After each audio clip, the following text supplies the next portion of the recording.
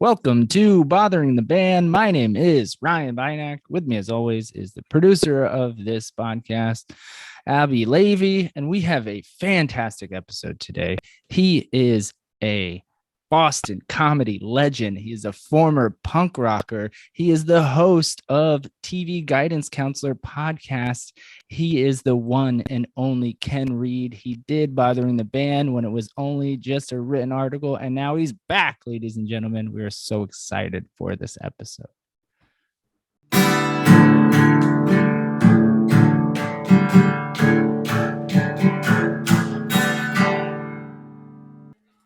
Ken. Hey, how's it going?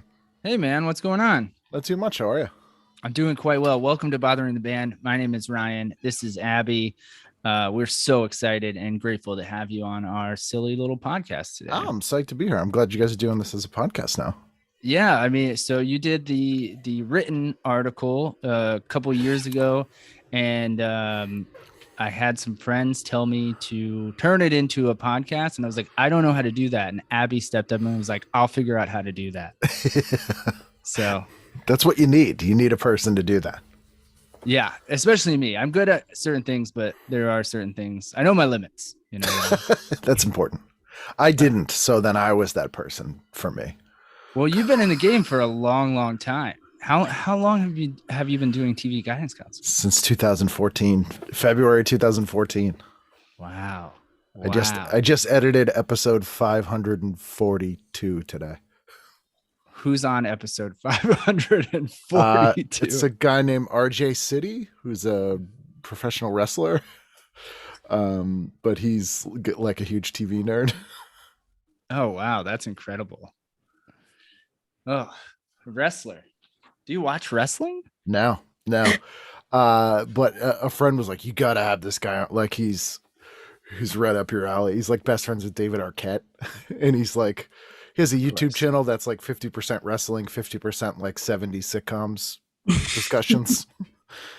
Perfect. Yeah. Perfect. For the folks listening, how many televisions do you have behind you right now? I know I haven't counted. Let's see. 1, 2, 3, 4, 5, 6, 7, 8, 9, 12. Wow. 12 actual TVs behind you. Yeah. This one's from 1947. I was going to say it's either a circle screen or a laundry machine. Yeah, it was sometimes called the porthole or the washing machine televisions. From 1947, cost $695 in 1947, which is like 12 or 13 grand now. And there was like an hour of TV you could watch maybe a day. Oh my goodness. That's incredible. How do you get away with all like I don't know how big the room is there, but like it looks cool. Room. Yeah, it's not a huge room. So this is my studio. So like where this TV is where people used to sit before the plague and the end times before quarantine. And when COVID hit, like a ton of people were like, I want to do a deep clean in my house, and like posted a bunch of like vintage TV, just come take it on like Buy Nothing group. So I was like, I'll come get them.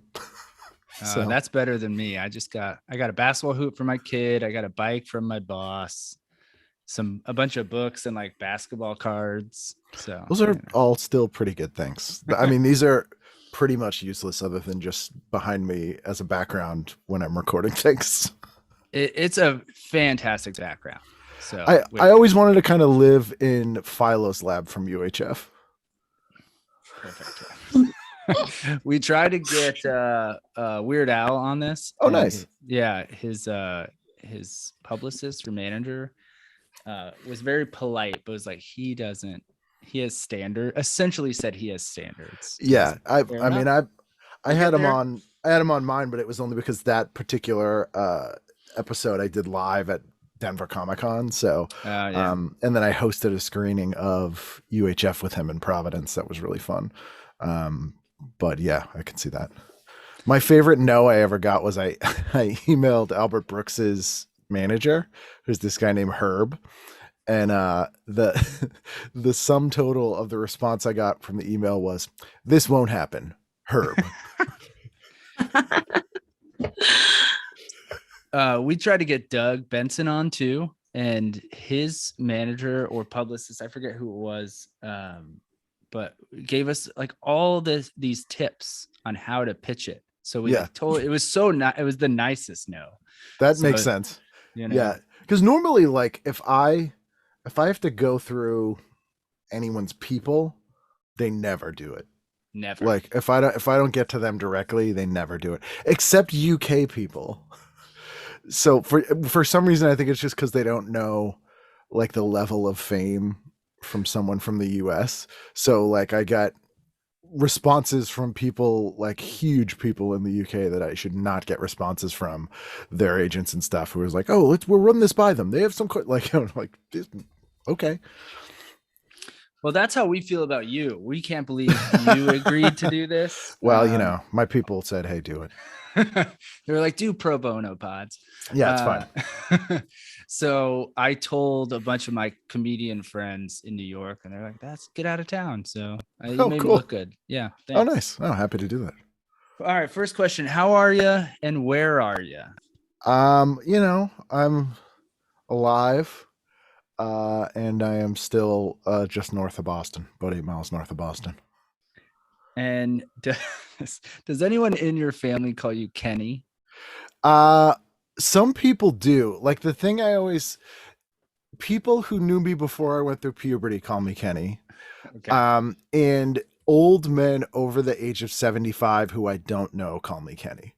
So like I met, do you know who the character actor Dick Miller is?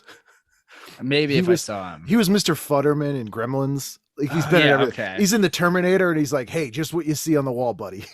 He's no longer with us, but I did a convention with him, and you know, I talked to him for 2 minutes, introduced myself as Ken. No, it's like hey Kenny, like hey, like that kind of guy. Will always call me Kenny. Is it like a go-to like old guy nickname, like to give someone a nickname thing, do you think? I think so. At first I thought it was like a Boston-y thing, because like it's definitely like an old man give everyone a nickname, but it definitely happens when old men who are not from Boston as well. It just seems to be an old man thing. I did the reverse thing with my friend Joey I grew up with. At a certain point, literally, I would say like 5 years ago, we're almost 40. So at like 35, I was like, I can't call you Joey anymore. It's Joe or Joseph. So that's it. But you have an unnicknameable first name. Yeah. Unless someone's calling you like Rye Guy or something like that. Yeah, that's one. I do have a nickname. It's Ray Ray. People have Ray Ray for many different reasons. Okay. I don't know. Yeah. Just what it is. Abby is a nickname. So there you go. Ken is a nickname, you know? Yeah, that's true. Born in nicknames. What t-shirt are you wearing right now? I have on a Damned cartoon shirt by the artist Shag, who is famous for doing like a lot of 90s kind of lounge stuff. That's amazing. I love my notes already. When does your Boston accent come out? Does it ever? It does. If I'm making fun of somebody, if I'm really angry or really tired. And I used to joke on stage that I really worked hard to rid myself of it, because number one, I wanted people to listen to me. Number two, I wanted people, if I was somewhere, I wanted them to not assume I was there to collect a debt. Fair enough. Fair. Yeah. I've listened to your pod, so many hours of your pod. I'm like, it's no accent, you know? It definitely can come out occasionally. Like I'll surprise myself sometimes. Like a word will come out and I'll be like, what the hell? It's like when someone's turned into a werewolf and they like look at their hand in the movie and like there's claws. They're like, whoa, what? There's hair growing out of the Boston accent. What shows are you currently watching? Evil, which is fantastic. The Good Fight when it comes back, final season. I was literally just watching Miss Marvel, like right before this. Okay. I've been watching Gilmore Girls, which I had never seen. So good. Doing all that. I really love it. Yeah. We're big fans. I avoided it and I don't know why. But just, I mean, the caliber of guest star alone. I mean, Sebastian Bach is fantastic on that show. You get Tracy Lords, Sparks, like just crazy amounts of people on that show. So many music references too. I love how many like punk and ska references they made. And correct ones. Like it's clearly not just like a name drop. Like it will be, because sometimes there'll be someone who's just like, I don't know, kid, give me a bunch of names of punk bands. But like it's like, no, that's a correct opinion that they've just espoused. Oh, I love it. I think it came out at a time when I was, I don't know, 20. So I skipped over it to and revisited, I don't know, a decade ago. Yeah, it's I think what was it on WB or CW, and it just like what it was on with, I think was on with like Seventh Heaven, and just it wasn't presented in the like as it actually is. And actually, speaking of Boston accents, the actress who plays Lorelai, whose name completely escapes me right now, and Lauren Graham. Yeah. She was in a show in the mid-90s here called Townies, and it was set in Gloucester, Mass. And it starred her, Molly Ringwald, Bill Burr, Ron Livingston, and Jenna Elfman. And it's actually really great. Yeah, it's really good. And they're all these townies that live in Gloucester. They're waitresses at this like kind of crappy restaurant. And it has one of my favorite Thanksgiving episodes ever. They're all like super poor, and it's very funny. Dana Gould wrote for it. And it just... people totally forgot about it. It was like 7 episodes. I was going to say, how many seasons, and where can we find it? YouTube? There's some of it up on YouTube now. I used to tape trade for years, so I have like DVD-R rips of it somewhere.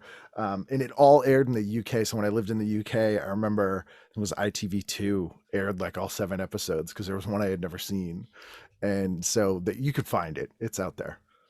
This is a perfect segue to my next question. Do you remember the show? And I'm sure you do. Ed? Yeah. With Michael Ian Black. Yeah.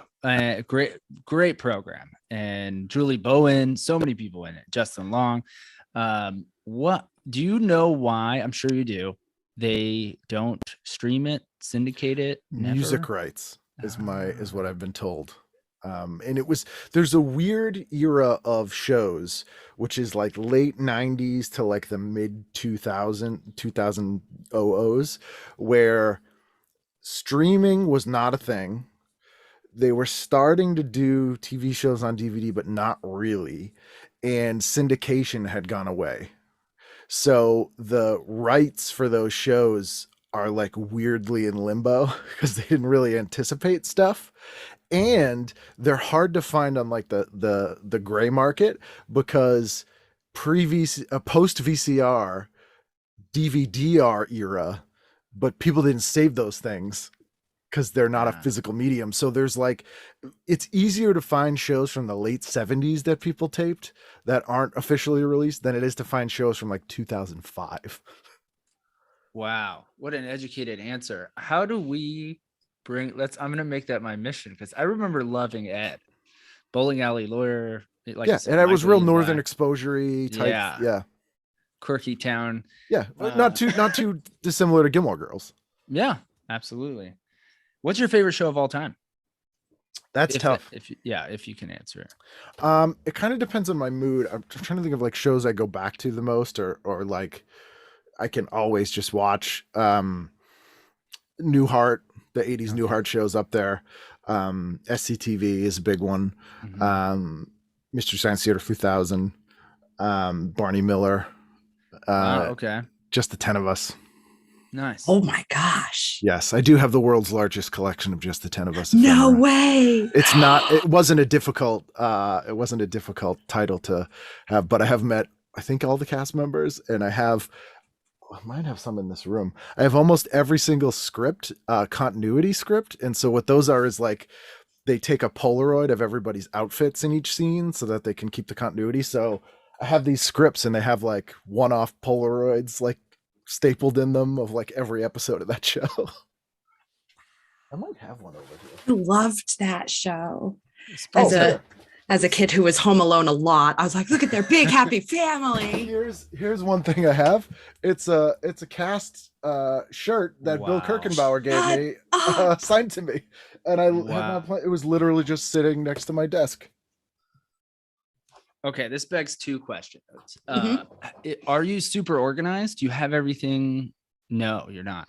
Not at all. Like I used to be, but I just have too much stuff, and I've been trying to get rid of stuff and kind of only keeping stuff that like I could never get again. So like physical media is pretty much, if I can stream it, or, read it as an ebook, it's gone. But stuff like that just 10 of us I'm keeping. Over here I have a screen used child's tea set from Drop Dead Fred.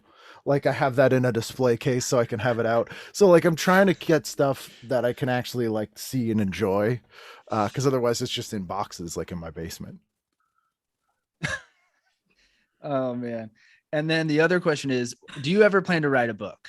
Because I've tried. Yeah. But what were you gonna say? I was gonna say there are comedians in the back of my brain that I'm like, I can't wait till they get old and write a fucking book, and you are one of them. Thank you. That's a high compliment.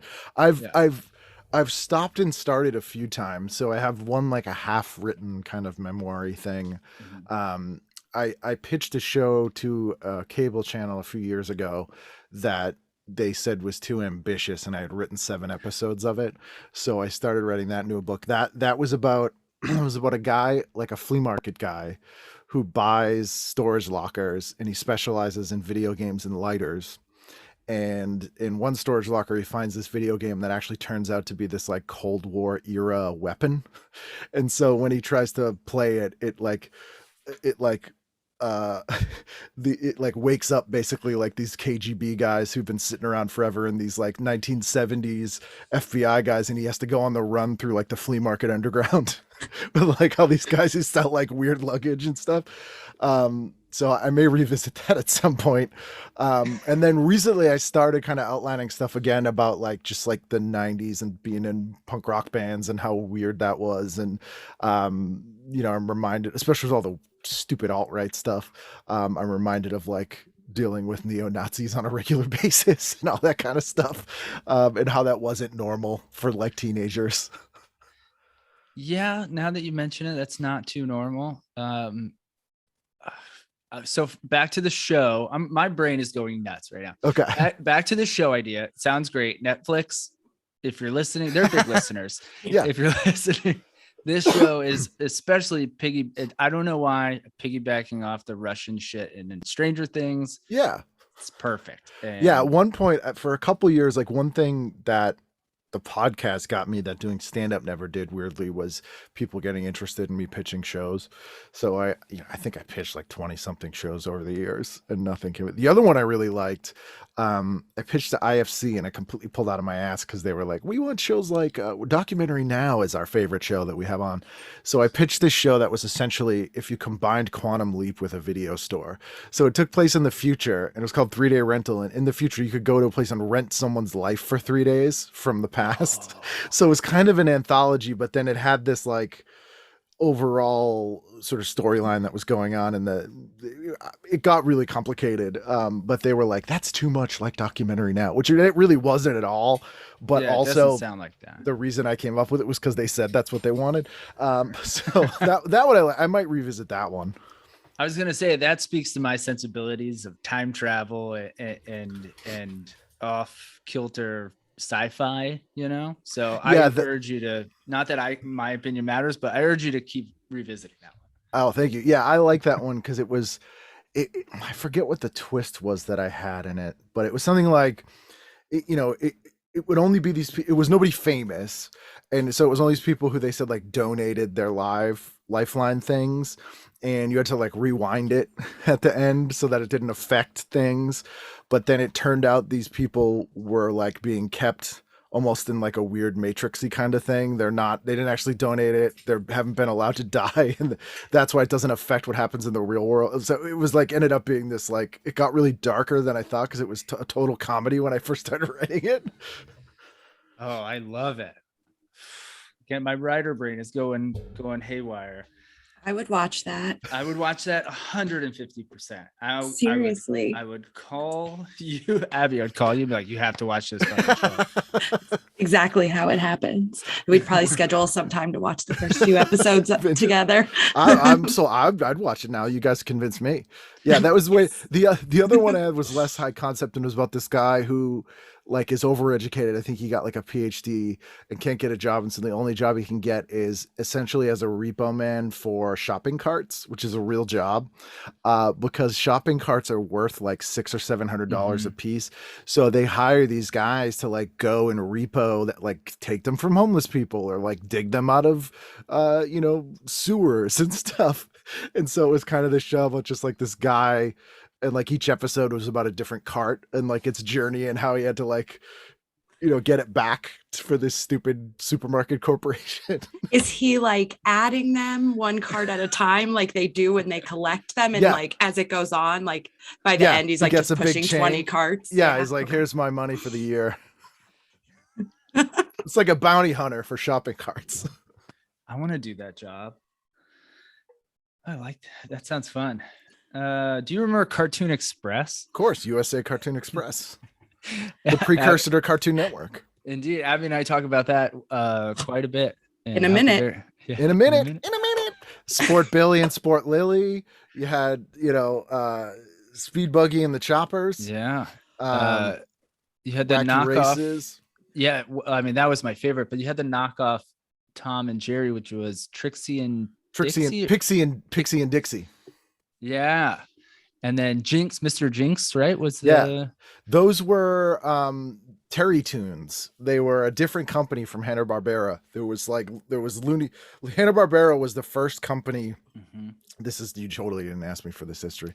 No, we love it. We visited Mel Blanc's grave when we were in LA. Oh yeah.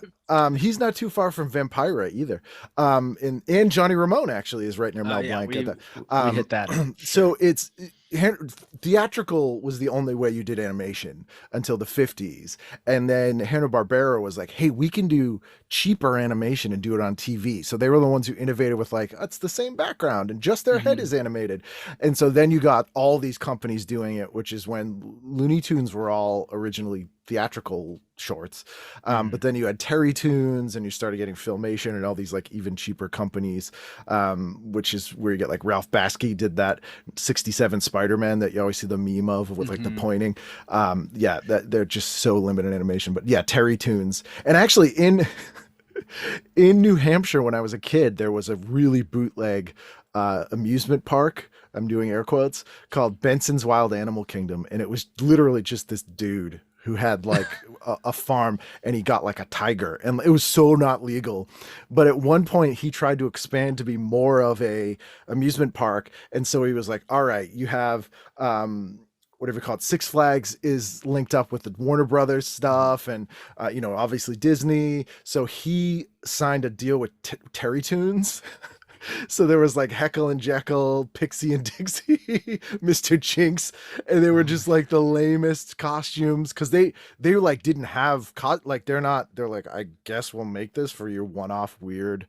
And that amusement park's still abandoned in New Hampshire. Like the gorilla enclosure is still there and all overgrown, and it's like you can walk through it.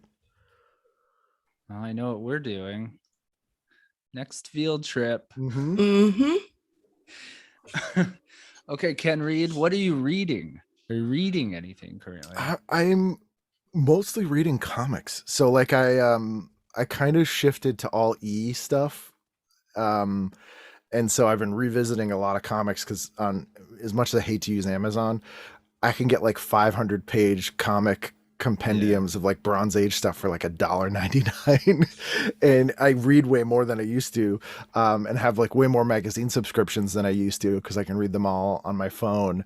The last book I read, Karen Duff from MTV, who's just the best human being on earth. She's in horrific pain all the time. She has a neurological condition, like agonizing pain. You would never know it.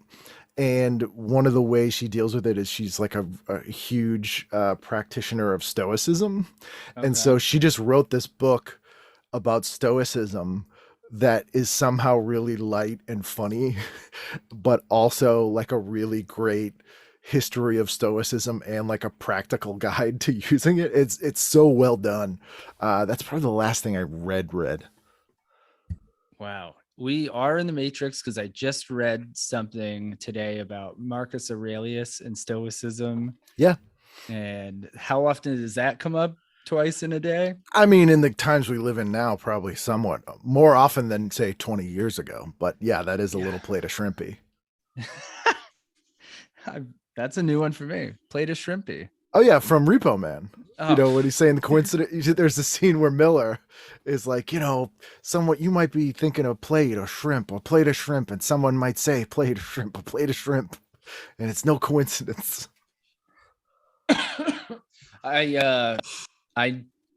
there's more often than not no one who is into pop culture as much as we are, me and Abby. We ask a lot of guests if they know random celebrities, and you'd be surprised. We asked a lot of the younger guests, do you know who Bridget Fonda is? And it's like we're like 0 and 12 or something like that. Right. And then we changed it because we felt bad because she's been through some ish lately. Yeah. And so we started asking people if they knew who French Stewart was, and it's like again 0 and 12, mind you. So most of I would say 50% of our guests are like young musicians, you know? Yeah. They don't know anything. So, how do you deal? This is my favorite question. How do you deal in the real world with people who are so oblivious to pop culture, even the surface ones? Like if you make a Back to the Future or an Avengers reference, something that's so current or on the surface, and then it just goes over like your Uncle David's head, and you're like, oh god. I'll usually ask them like, what are you watching? or I'll try to think of like what the point I was trying to make with the reference. So I'll be like, well, what's a dumb who's like a blonde who used to pose nude in magazines when you were growing up? Like whatever reference you're coming up with, I'll try to like boil it down and ask, because that's essentially what it is. It's always like whatever archetype you're using, it's just plugging in a different word for it. It happens to me a lot. I feel like I'm not as diplomatic or polite.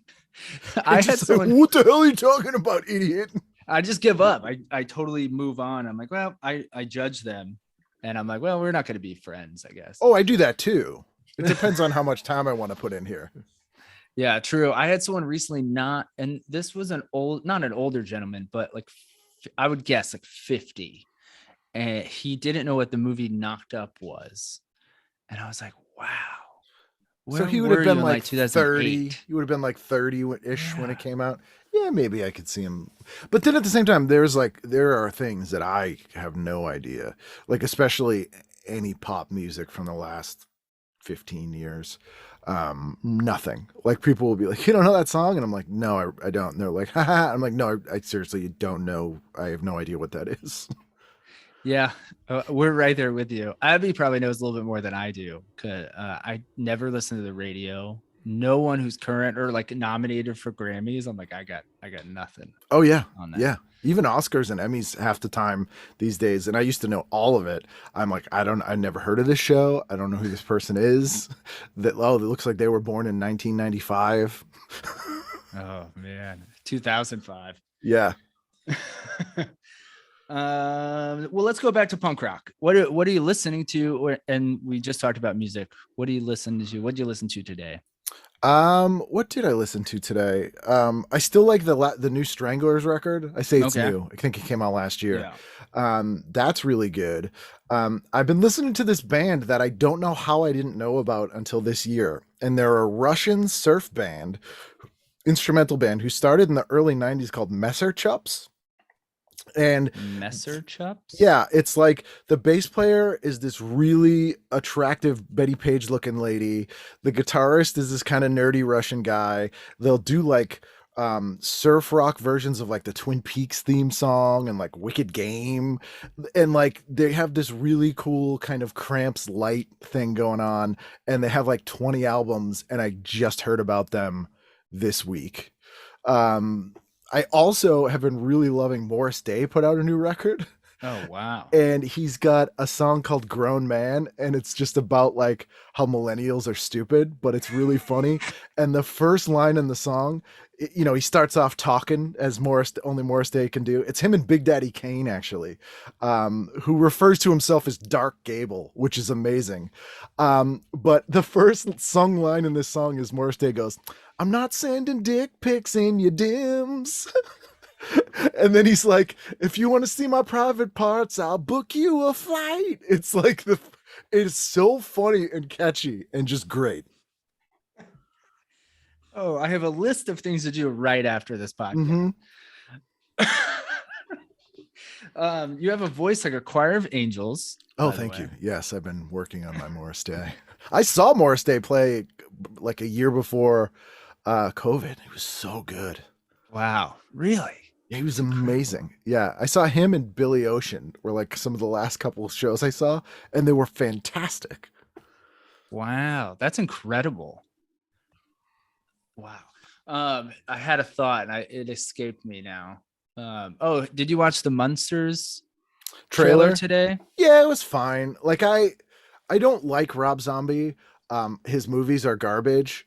And the thing about him is I'm like, he should have done a monster movie. Like if he did like a crazy monster movie with like some weird multi-eyeballed creature, like that would make more sense to me instead of these like bleached out 70s retread boring exploitation things where I'm like, okay, I get it. Oh, white trash. And like he totally missed the point of Halloween where I'm like, no, the whole point is Michael Myers doesn't have an origin. He's just pure evil. He has no soul. You can't reason with him. It's not because his dad was a jerk. Like that doesn't make a different movie about that.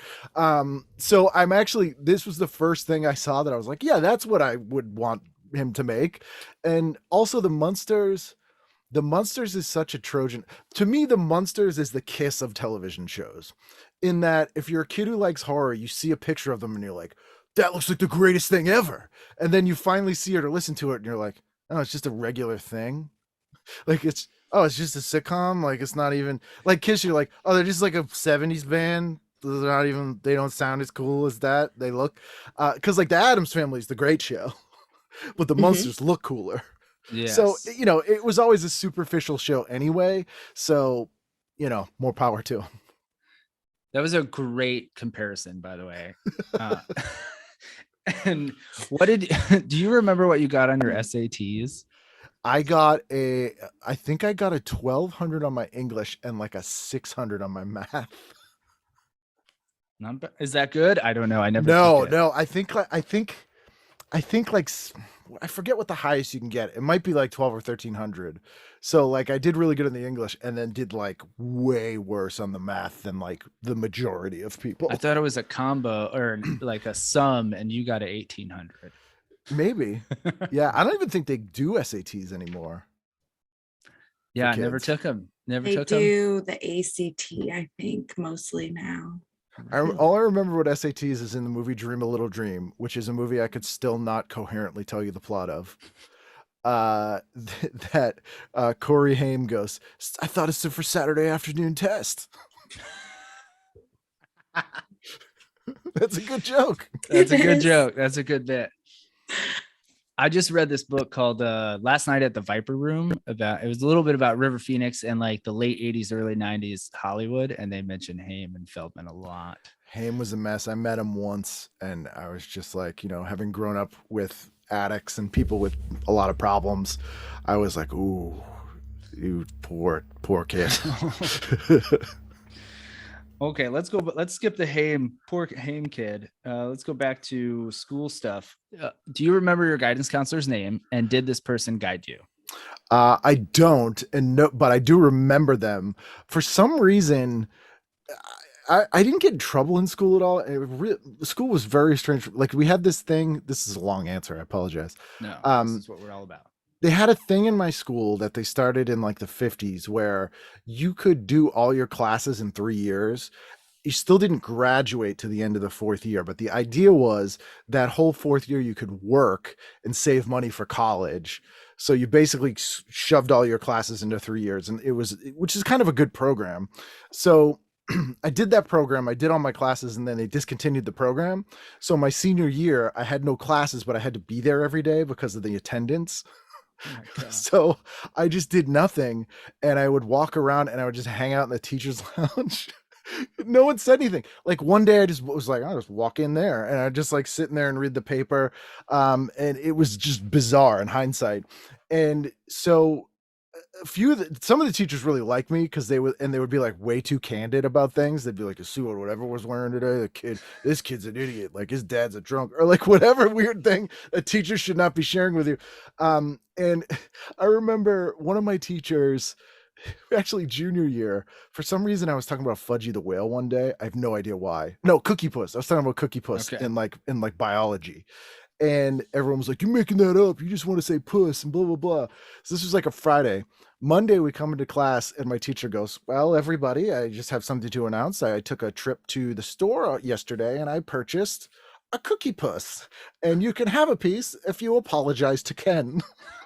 Like, so I don't... I didn't do much, but some of the guidance counselors thought I was a complete screw up, and everyone thought I was on drugs, and I've never done a drug in my life. Like, I remember this one teacher called my parents and said that I was on drugs, and they were like, "What?" And it's like, "Ken's very angry in class. He's very bored." Because I would get like, if someone just was really stupid, I would be like, "That you're really stupid. Like, you're wasting everyone's time." So those were the two camps that adults were in with me when I was in high school.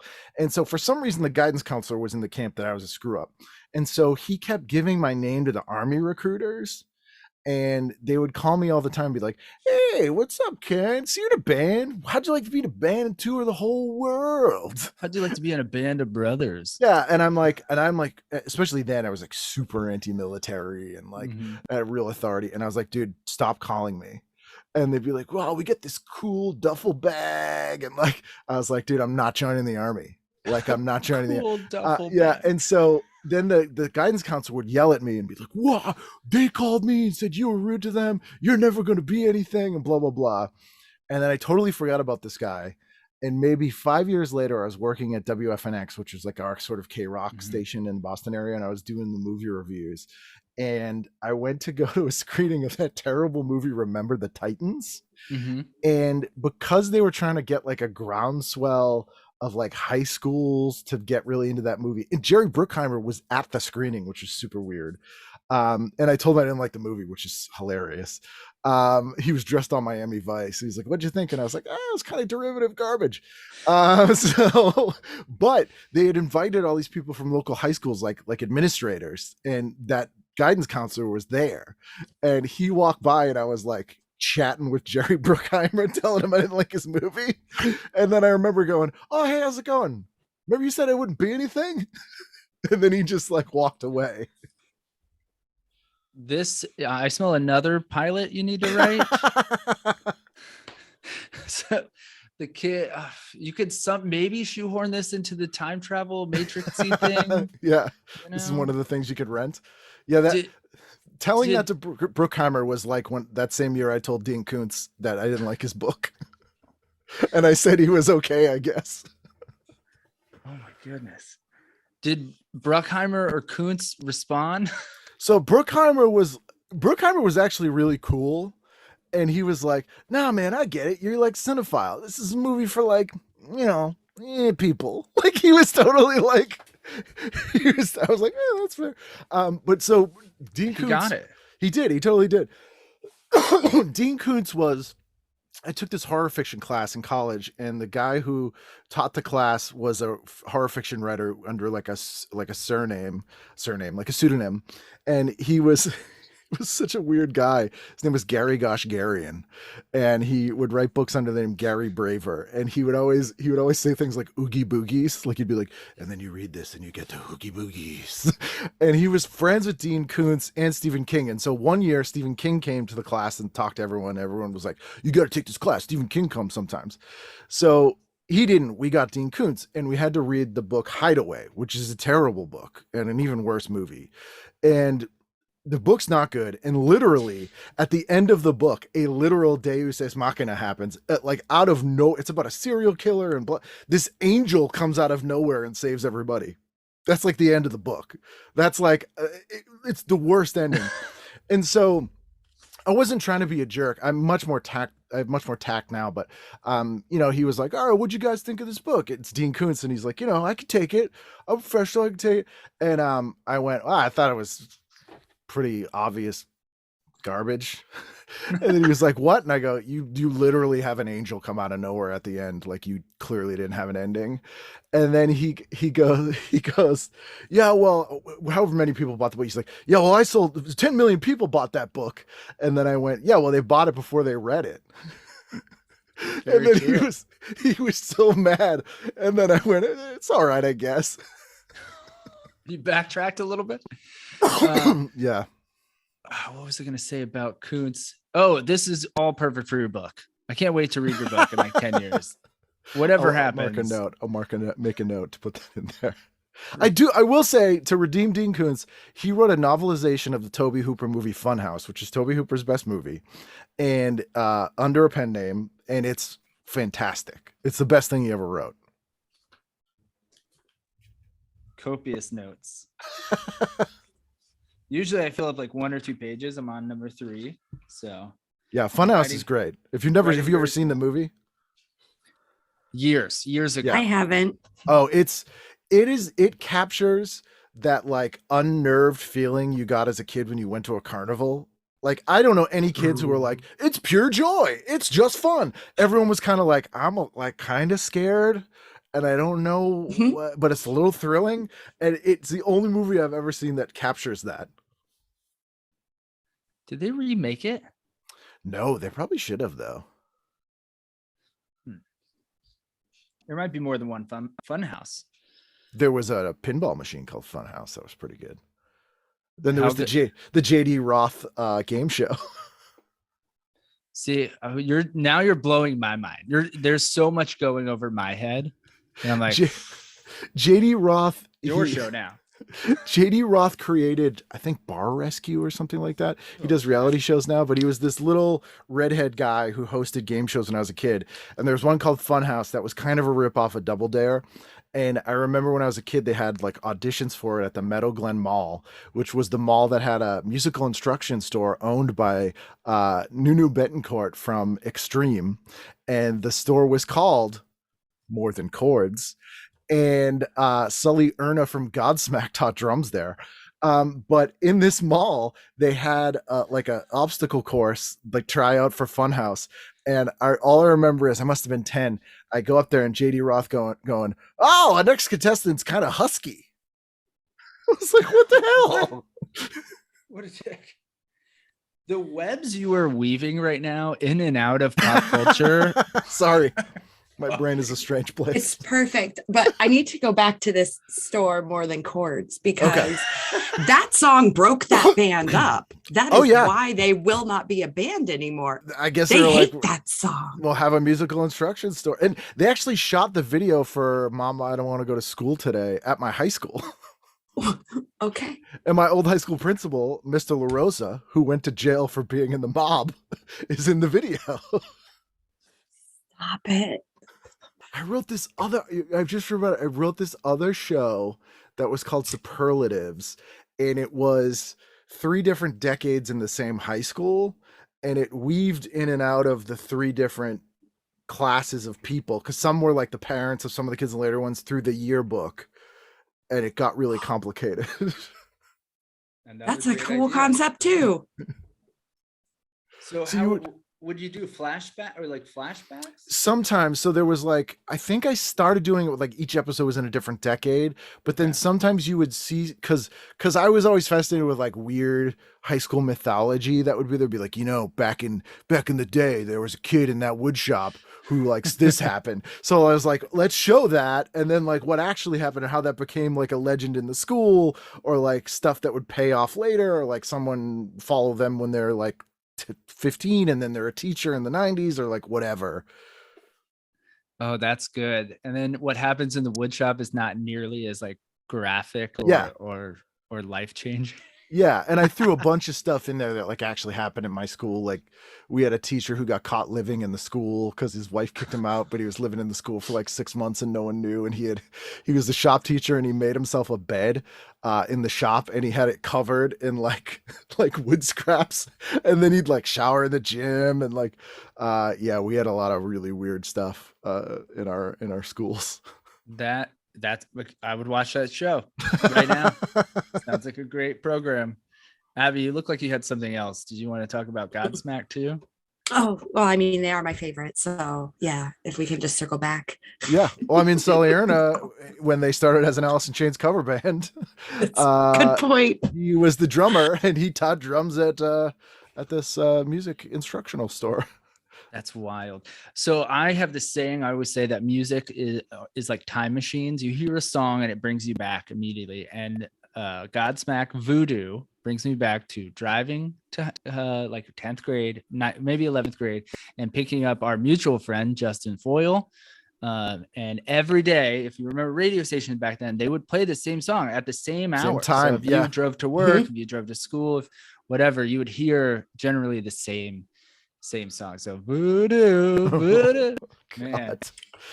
God. For some reason, every summer I always do you know the band Shades Apart? They were this New Jersey sort of pop hardcore band from the 90s. They were fantastic. They put out a new record last year and they hadn't put out a record in like 20 years. But they were like this pretty good, almost sort of metally melodic hardcore band. And then they signed to a major and did the poppiest pop album I've ever heard. And I love it. It's called Eyewitness and it's from 1999. I remember I was with my band. We like went on tour that summer and I was psyched to get this record and I put it on and they all hated it. Cause it literally like the first song is called Valentine. And it's like my Valentine. And like their other stuff is like really heavy. Does not sound like that at all. There's a song that's like at the end of the century. It's all like about like the millennium and stuff. And I just associate that record with the summer, just summer now, like, cause it's 23 years ago. So like every June I pull that record out. I was just listening to that the other day and I'm like, why doesn't everyone love this record? This is great. Good. On the list, doing this right after this. They put out a new album in 2020. It's good. It's pretty good. Is it poppy or is it hardcore? It's more like their earlier stuff, the new record. So they have a great record called Save It, which is the one right before Eyewitness. And it's like, what does it sound like? It sounds like if Agent Orange was like more, like a little more metally musically. Okay. Gotcha. And probably, but like Eyewitness threw everyone for a loop. Like it's almost like it's like hardcore Third Eye Blind. And I mean that in a good way. Third Eye Blind.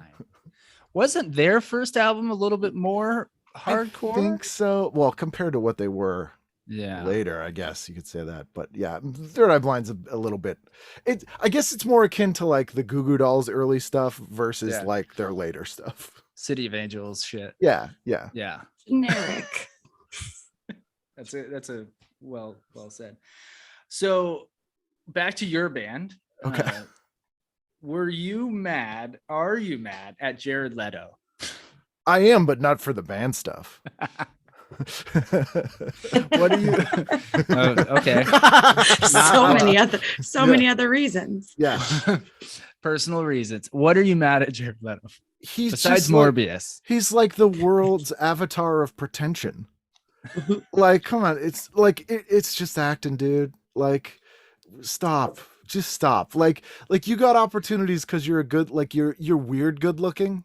Mm-hmm. And so people were like, ooh, and then you played a dick on My So-Called Life and everyone was mysterious. Like he was such an asshole, but was kind of mysterious. And then he managed to like parlay that into a weird career where I see him, he thinks he's disappearing in roles, but really I'm just like, what the hell is Jared Leto doing? Mm-hmm. Like you just can't, he's all you see in a movie. Like it's him being like, look at me. And I don't even know if I've heard his band, but I just imagine he approaches that band like a deep cover method acting gig, where he's the singer in a band. Serious. He and takes I'm just it like, so serious. Like, you're an actor and a musician. You cannot take yourself seriously, dude. Like, Robert Mitchum put out an awesome Calypso record, and that guy was just a good time and an amazing actor. And Jared Leto, you will never be Robert Mitchum. I'm so glad you hit on My So-Called Life, because that I feel like that's where he got the attitude from. Of course. Like, and then he played Jordan Catalano. Yeah, it's like he thinks he's Jordan Catalano. Like, his band is basically life. Frozen Embryos, but without even good choices of cover songs. Wow. The guy that played Ricky hosted part of the Thanksgiving parade last year or the year before. Yeah. He's an awesome guy, Wilson Cruz. Yeah. Yes, thank you. I couldn't come. He's on Star Trek Discovery. He's a good dude. He's also jacked now. He's like a superhero. Oh. One time I saw Claire Danes in New York. I saw her at a Ben Lee show at the Middle East in Cambridge in like 97, and I was just like, the whole time, I don't even think I looked at the stage the whole time. I was just staring at her like a creep. Didn't they date? Yeah. So she went on some of the tours with him. Yeah, I saw her in Soho walking down the street once, and yeah, very striking, very beautiful, tall, a little taller than I thought. By all accounts, like, pretty cool, normal, down to earth person. But yeah. But back to what we were saying. Fuck Jared Leto. That's right. Yeah. Because that's also like, granted, we stole our name from a movie, and it was also a Perubu song. But like 30 Seconds to Mars, like what is a? That's a terrible band name. Yeah, it's pretty bad. It's real bad. There's someone out there right now probably listening to this being like, I love 30 Seconds to Mars. Well, this is a wake-up call to them. What do they even sound like? Like, what bands do they sound like? Because I can assure you, I could suggest 10 better bands that do that sort of thing. They sound like Jared Leto is in their band. That is what they sound like. Like his personality. Yes. It's like, I'm so emo, but I'll scream at you. But like, also, but maybe I'll strike a pose. Sultry for a second too. I'm in so much pain, but isn't it sexy? Yep. And wear a really long t-shirt. So we will never have that band on this podcast. Moving on. Yeah. Well, you might. He might do it, like, just to be like, oh, I should talk to the people who don't like me so I can get an idea of what it's like to not be Jared Leto. This is my favorite note. Just fuck Jared Leto. I'm going to put that in the description. I do have the box set of My So-Called Life around here somewhere. It's fantastic. I have my copy right here. That show is one of my all-time favorite things. I've sent to Moses is a friend who was on that show. She played the girl who was Brian Krakow's lab partner. And she's in. I also have gone and visited all the houses from My So-Called Life. They're all in South Pasadena. So like the Chase house is right across the street from like where Krakow's house. Yeah, I have photos of like me in front of the My So-Called Life houses. Actually, in those houses, the My So-Called Life houses in South Pasadena are right around the corner from Pee-wee's house from Pee-wee's Big Adventure and the Myers house from the first Halloween movie, and Andy's house from Pretty in Pink is like almost, you can almost see it from the Chase's house. Well, I know what we're doing when we go back to LA next year. Yeah, we're done going to authors' houses, and now we're going to TV houses. Oh yeah, I could give you a whole list. And the two houses from Halloween are right off the Sunset Strip, not far from the Rainbow Room and the Viper Room, as is the house from Nightmare on Elm Street. And the current occupant of the house from Nightmare on Elm Street is Bo Burnham. What? Yeah, his girlfriend, or I forget if I think they're married. She owns that house and they live there. I think they might have just sold it actually, but yeah, they lived there for years. That actually, the house he shot that special in, the COVID special, is the Nightmare on Elm Street house.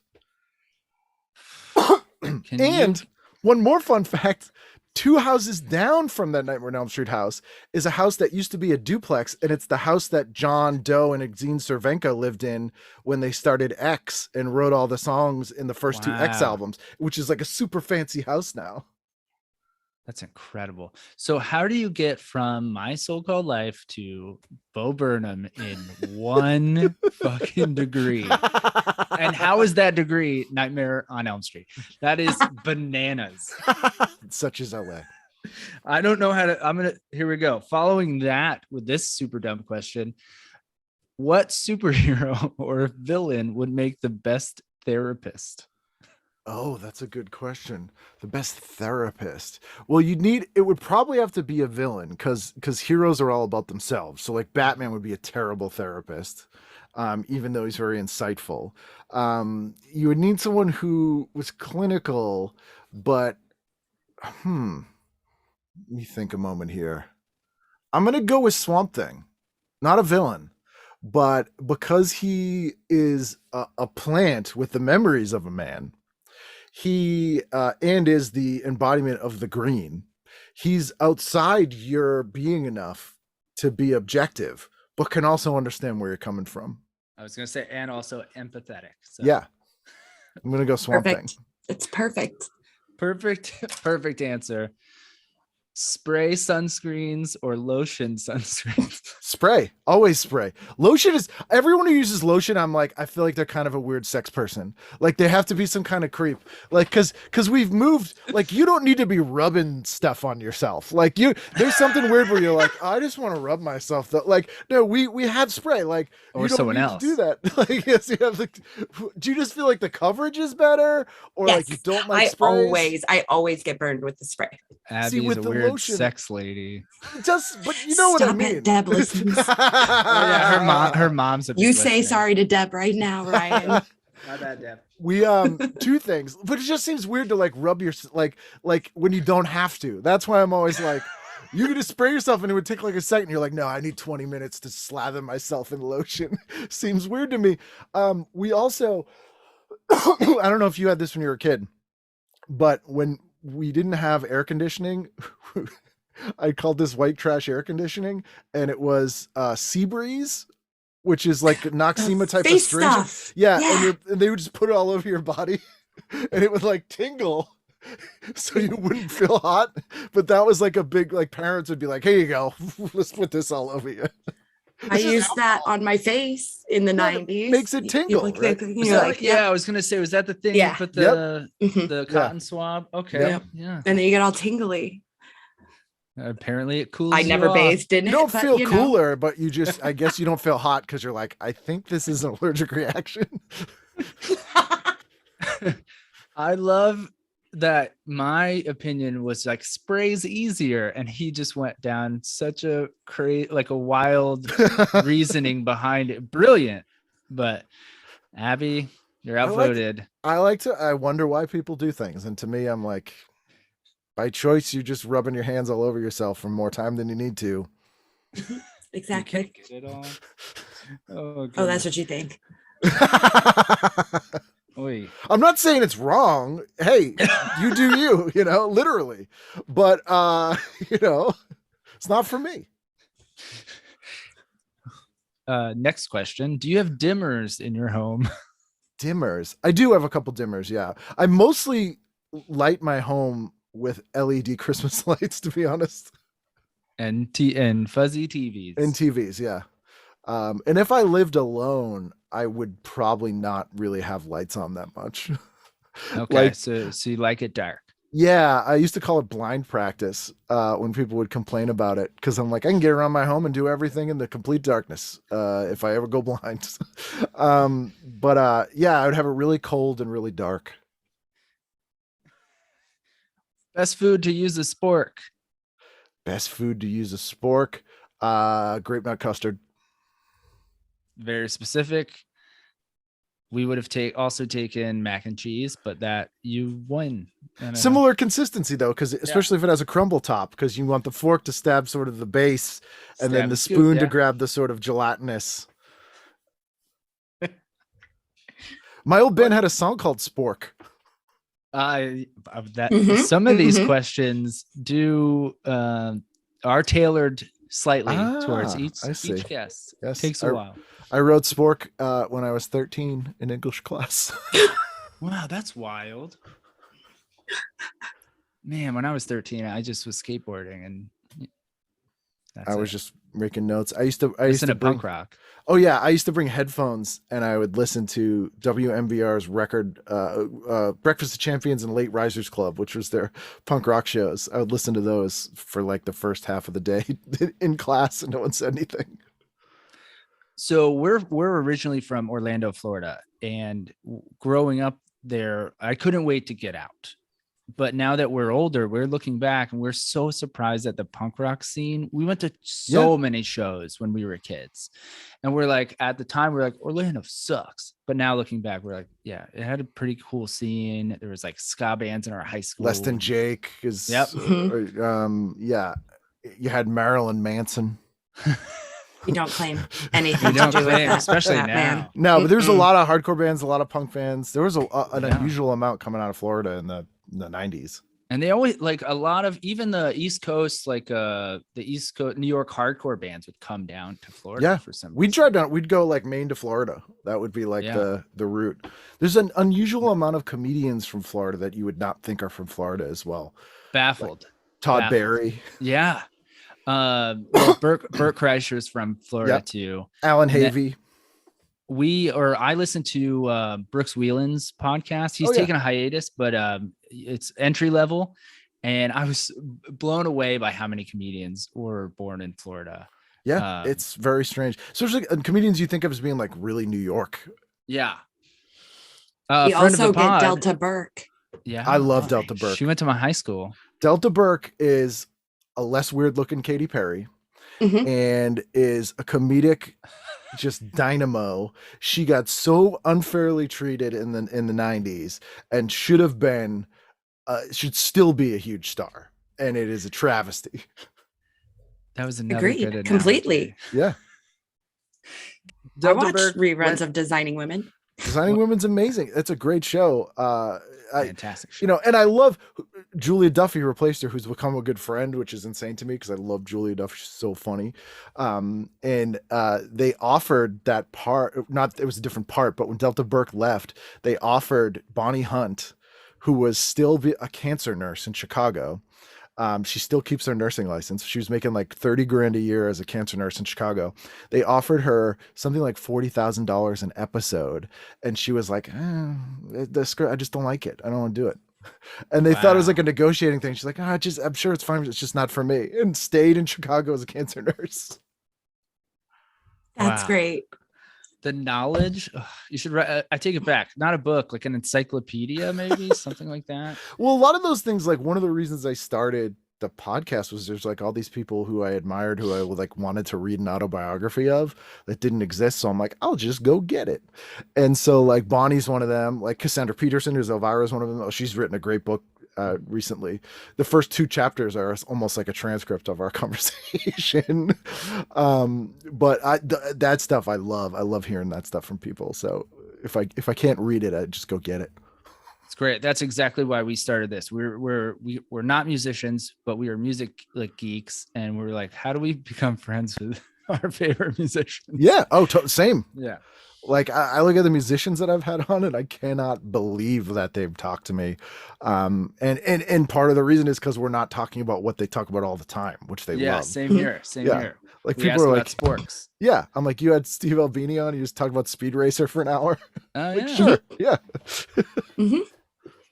We had a band that he produced on, the written one, called Prince of Lilies. Okay. They're like a LA punk rock band. The lead singer's from Greece, but yeah, Steve Albino did their first 2 albums, I think. This is perfect. Another perfect segue. Minor Threat or Fugazi?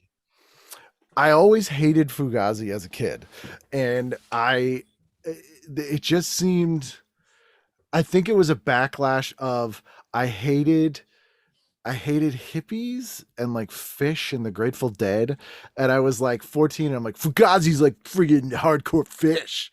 And I don't know really why I thought that, and I wasn't actually a huge Minor Threat fan anyway. Like I thought they were fine, but I've come around to Fugazi like literally in the last 5 years. Like Waiting Room is one of the best songs I've ever heard in my life. So and it just has such a good groove to it. So I probably listen to Fugazi more now than I ever listened to Minor Threat. we've been sitting on that question for a year Mhm. about like who's the right person to ask this very specific question. And there you go. And actually, my favorite thing Ian MacKaye did was he did a record with Al Jorgensen from Ministry called Palehead. Oh, wow. And it was just an EP, and it's awesome. It's big. It sounds like exactly what you think Ian MacKaye fronting Ministry would sound like, and it's awesome. They did this single called I Will Refuse. That's just, it's so good. So much to do. So much homework I have to do now. Mm-hmm. I'm sorry. I apologize. Totally this is an Abby question. Nobody cares about your zodiac sign. What's your favorite garden hose setting? Oh, soaker. Soaker. Yeah, okay. Soaker's a weird one because it is. It's like, hey, what can we make this hose look broken for? Like, you're like, what is this setting? Because it's just like squirting out of everywhere. But someone engineered that will like get the most water out in the most efficient way to like fill a bucket. And it just like, it's the weirdest setting and it's fantastic.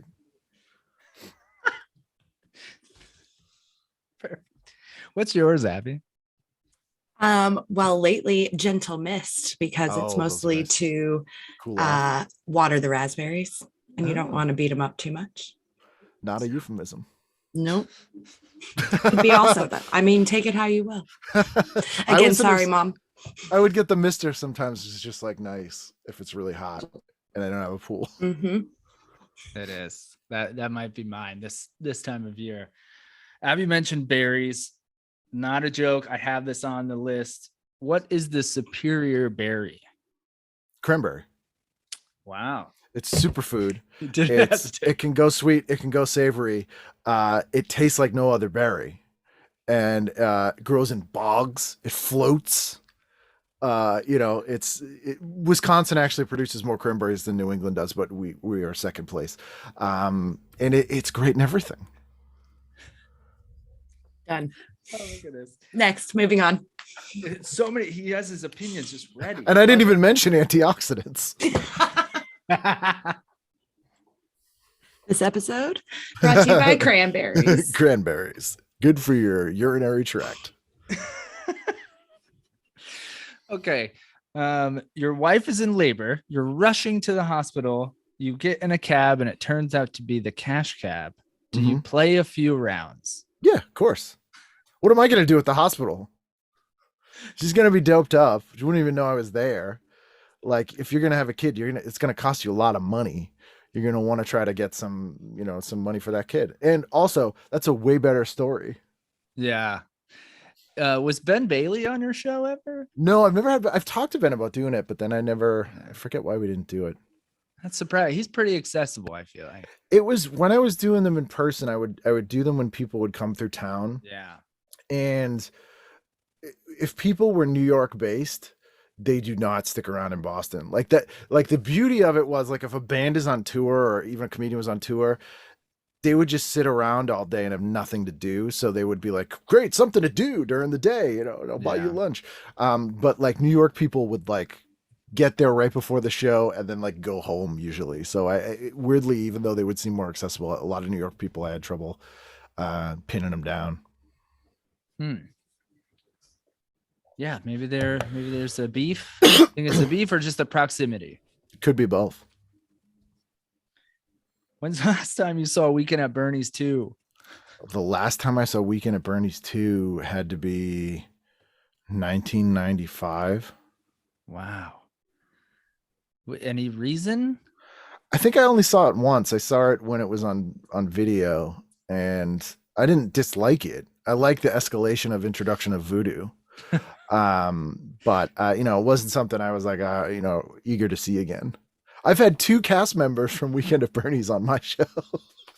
Oh, wow. Also, just real quick, did you hear it, Abby? His Boston accent. When you said saw, the word saw it. Yeah, saw it. It had yeah, all right, saw it. It had a little R at the end. You heard it, folks. His Boston New England accent. Did you go buy a ticket for Weekend at Bernie's and then sneak into Basic Instinct? No, it's perfect. They don't even look. I know it's rated R. Rated R. There you go. I can't do accents, so I won't even try, or impressions. Do you follow us on Instagram? I don't know if I do. I will after this if I don't. This is you'll like this. This is our time to plug, shameless plug. Everyone listening, follow Bothering the Band on Instagram and all the socials. Also follow Ken. You have what, 2? Yeah, I have Kenneth W. Reid on all the things and TV Guidance on all the things. Yeah. And whichever one you posted the depressing COVID thing today. Thanks a lot. Oh yeah, I am like, why don't people pay attention to this? Because I am. We want to ignore it now. Yeah, I don't get it. Like I don't leave my house anyway. I had to go to Las Vegas for a work thing. It was like the first time I've traveled. That was a couple weeks ago, and it was hell on earth. Like I always joke, but I'm actually pretty serious that like I've just been training for this my whole life. Like I get everything delivered. There's no reason for me to leave the house. I am perfectly cool socially with doing things like this to talk to people. That is very satisfying for me. I don't need to go anywhere. I was going to say something about delivery. I don't know. What's the last thing you had delivered? Today I had food delivered. Had some ice cream delivered. Some ice cream delivered. Just a single cone, or are you talking like a carton or a pint? So here's the thing a lot of people don't know about New England. We are the homemade ice cream capital of the world, and they are the most non-chain ice cream places in the whole country, and people eat ice cream all year round here. It's like a big activity. Like in the winter, we eat more ice cream here than in the summer. And so just within 5 miles of my house, I think I have 6 or 7 like really good homemade ice cream places, and they all have like their own flavors, and like a quart of like hand packed is like $8. And so I'm like, I would never buy like a Ben and Jerry's or anything. No fish food for you. No, this place does a cannoli ice cream, and it's a cannoli cheese flavored ice cream with crushed cannoli shells and little chocolate chips. Sounds delicious. I would eat that right now. Okay. What musician, live or dead, would you like to quote unquote bother? And what, in the same vein, same theme as our silly podcast, what would you ask this person? Prince. And I would talk to him about comedy, because everyone I know who met Prince or knew Prince always tells me he was really funny and was a huge comedy nerd. And I just want to know like what the hell he was watching or whatever growing up, or like I'm fascinated by that. Great answer. We had Tom Arnold on the pod. Oh yeah, Tom's a bud. And he has a great basketball. It was a basketball story, right, Abby? Where he played basketball with Prince, and he was like blown away by how effing good he was. Oh yeah, Tom's one of the few people. Tom and I did some shows together, and we had to have an armed guard with us, which was amazing, because of the Trump. But Tom's one of the only people who I've had to ask to stop talking for a minute, because I needed a moment to stop laughing while he was telling me stories, because it was hurting me physically. When he was on, we have like 20 to 30 questions written. Sometimes you get to them, sometimes you don't. And I think we got to a fraction, because it was just like, all right, we just let him go. Oh yeah, he's all over. Yeah. Amazing story after story. And as you know, the thing and not to turn this into a Tom Arnold episode, is that he was everyone asked, like, what was he like? It was like, he was so sweet. Oh yeah, and he's like such a good dude. A doting dad. He talked about his kids so much. He loves those kids. Yeah. But like all this stuff about him, and again, this isn't Tom Arnold pod, although maybe it should be, but like he's run a camp for like sick kids on Catalina Island for like 30 years. You'd never know about it. He runs like 10 charities. Like him and Arnold Schwarzenegger hand out presents to kids in homes every single day in December, every year since like 95. You'd never see a picture of it. You'd never know it. Like he just does all this stuff. Wow. Okay. So who's next on, can you tell us any other names coming up on your pod? Let me look at who I have in the queue. So this week is Baratundi Thurston, who's an old friend who has a new show on PBS, which is cool. Who do I have coming up? Next week is Lexi Alexander, the director. She did Punisher Warzone. Okay. She's amazing. She's really cool. Who else do I have? Mike Caine from the band Michael Caine and the Morning Afters. Yep, not Michael Caine. Otto Bruno, who just wrote a great book about Barney Miller. Who else do I have? I'm recording with Joel Zwick tomorrow, actually. Wow. Who directed like every sitcom ever, made the movie Second Sight. So that'll be interesting. Yeah, so I think I have episodes in the can through like October. It's amazing. So this is your what's besides the episodes, what's next for Ken Reid? What do you want to promote? What do you want to tell the people? I don't know, just the episodes. Really, it's funny. I haven't said I've quit stand-up, but I just haven't done it in like 2 years. Yeah. For some reason. I don't like I see really crappy shows people do, and I'm like, I'm not leaving the house for that. But I had planned to do another album before COVID hit.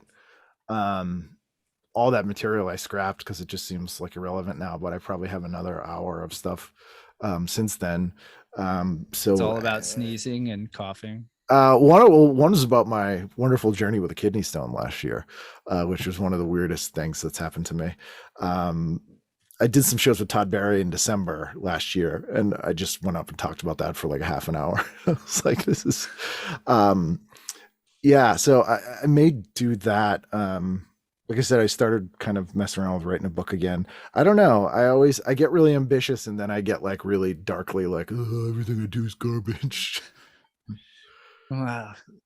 I'm so happy. Not that doesn't make me happy, but other artists are like this, we're like, it's great. The highs and lows are so high and so low. I think if you didn't have those, you wouldn't do anything. Like if you were just right down the middle, you would never be motivated. You'd never get that push to do anything. Yeah.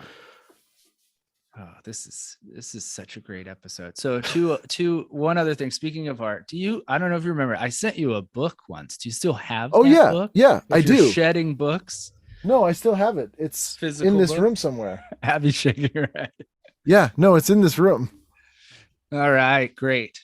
Ken, we can't thank you enough, man. This has been, we could keep going forever and just, You know where to find me. I'm not going anywhere.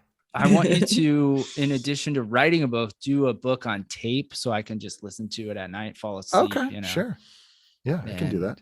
Abby, anything else for him? Or I just want to keep this going more. Out of questions, and we've been going for an hour and 15. But well, you can come up with new ones, and we'll have you back. Dude, thank you so much. This has been incredible. I've been a fan of your pod and your everything you do for a long time. So thank you so much. That means the world to me. Thank you. Thanks for sticking with us and sticking with me, man. Of course, happy. I'm glad you're doing it. And that's our show.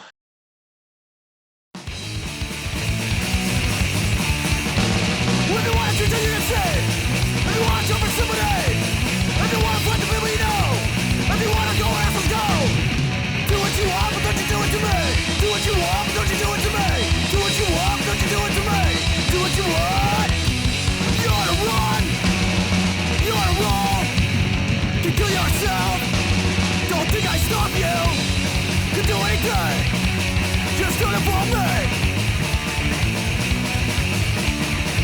We continue to know that you're free. You want to show us property, and you want to steal from all your friends. Do it shit again and again. Do what you want, but don't you do it to me. Do what you want, but don't you do it to me. Do what you want, but don't you do it to me. Do what you want. You hit a new wall. Now you're wrong. You think I care what you do? Do what you want, but I will clear when you're through.